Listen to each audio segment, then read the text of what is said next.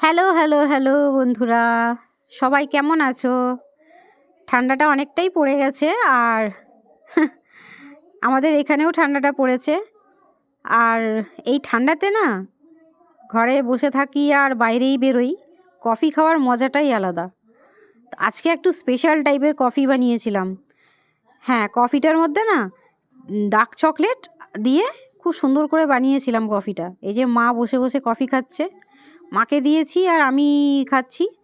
আজকে ঘরে কেউ নেই, সবাই একটু মেলাতে গেছে, আমি আর মাই আছি ঘরের মধ্যে। মাকে কফি বানিয়ে দিয়েছি, তাই মাকে জিজ্ঞেস করছি, মা কেমন হয়েছে? মা বলছে খুব সুন্দর হয়েছে। আমি বাবার বলছি যে চিনি মিষ্টি সব ঠিক আছে তো? বলে হ্যাঁ খুব সুন্দর হয়েছে, পারফেক্ট। আর এটার মধ্যে দিয়েছিলাম যেটা স্পেশাল জিনিস, সেটা হচ্ছে ডার্ক চকলেট। একদম 90% ডার্ক। সেই চকলেট তো খাওয়া যাচ্ছে না।